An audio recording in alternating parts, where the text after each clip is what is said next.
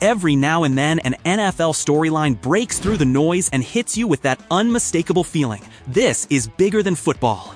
What's unfolding in Cleveland right now isn't just about a quarterback competition. It's about identity, pride, and a fan base that has suffered too much to stay quiet any longer. You can sense it in every corner of the city, from barbershops to late-night radio calls, that the Browns are approaching a breaking point. And the man standing dead center in this rising storm isn't the veteran Dillon Gabriel. It's the young fire starter everyone's talking about, Shedeur Sanders. His name is no longer whispered with curiosity, it's shouted with conviction. It's written on handmade signs, hurled across social media, and chanted in unison by thousands who believe deep in their bones that this team is on the verge of something extraordinary if only the coaching staff would take off the blindfold long enough to see it. Before we go any deeper, I need to hear from you. Should Shedeur Sanders be given the keys to this offense ASAP, or does Dillon Gabriel truly deserve another week in the fire?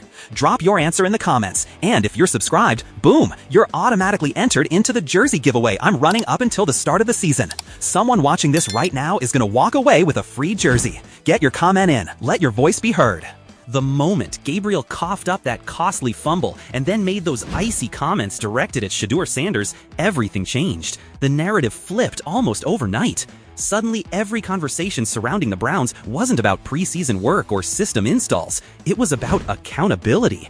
Cleveland fans, who have endured every flavor of heartbreak imaginable, started calling it like they see it. Why is the more dynamic, more composed, more exciting quarterback buried behind a guy who keeps coughing up opportunity after opportunity?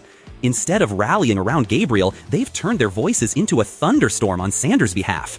What was once a murmur has transformed into a movement, and movements don't die easily.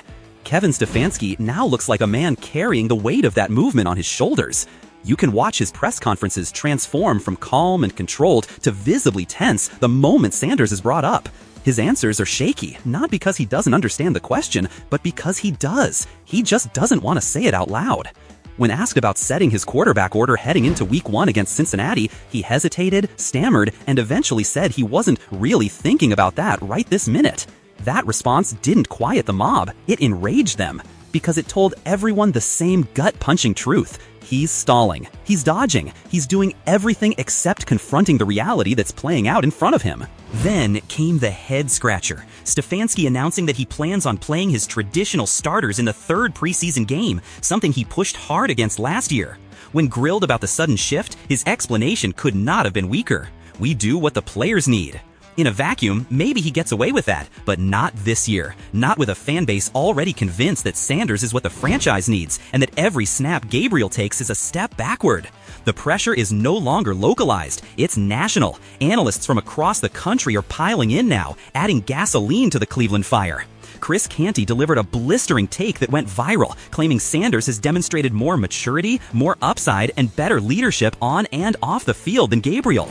He pointed to Sanders' debut, the confidence, the timing, the body language, and contrasted it with Gabriel's unraveling posture both during and after games.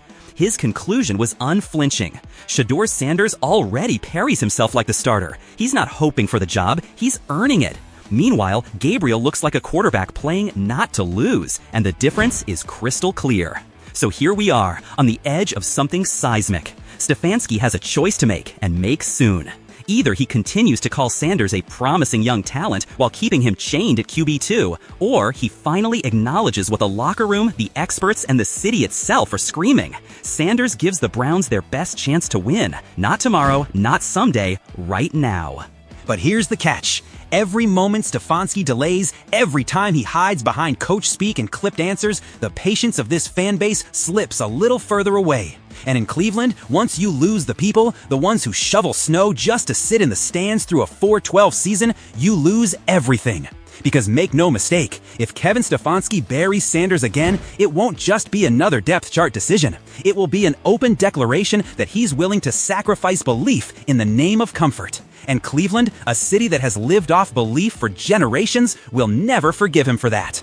I've been glued to this Dillon Gabriel saga like it's a slow-motion car crash, not just because of what's happening on the field, but because of how wildly everything has spiraled off it. One week, Gabriel is standing in front of cameras taking what sounded like a deliberate, confident swipe at Sanders, questioning whether he's truly a competitor or just another flashy entertainer soaking up attention.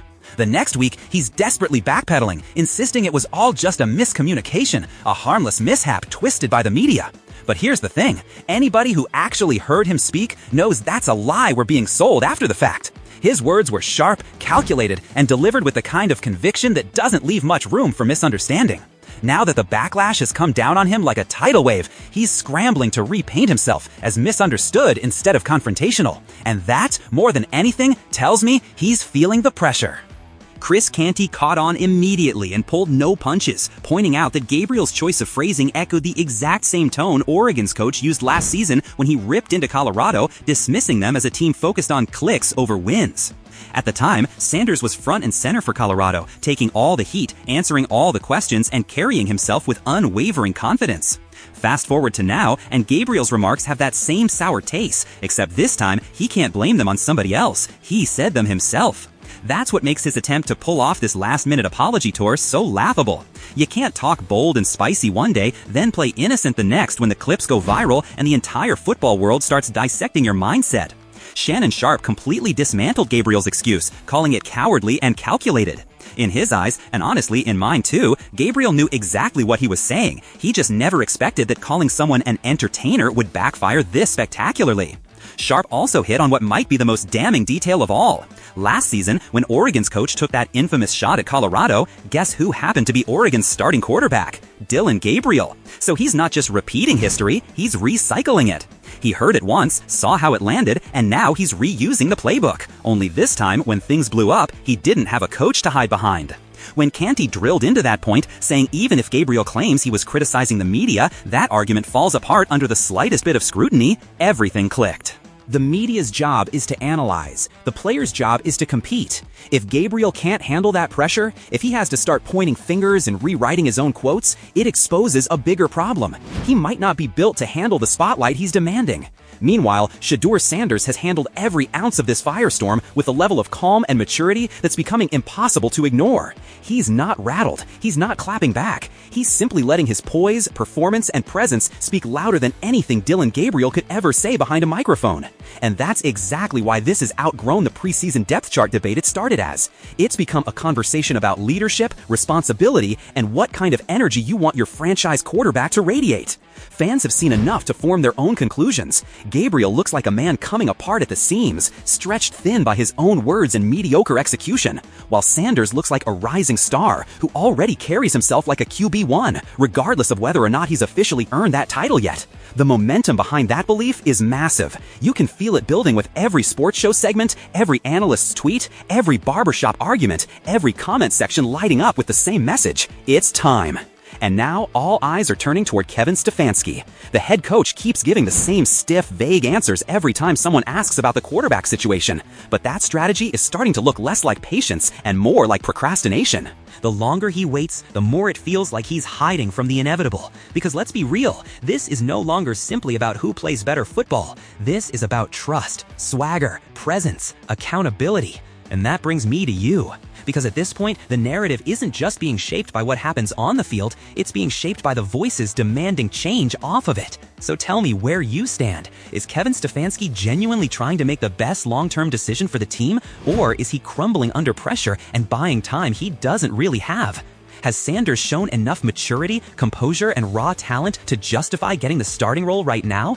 Does Dillon Gabriel honestly deserve another chance to prove himself? Or did his comments reveal a side of him that fans will never forget and never forgive? And most importantly, do you really believe his words were misunderstood? Or was the backlash completely deserved? Drop your honest take in the comments, because I promise you, this quarterback war is just getting started, and your voice is part of what's pushing it forward.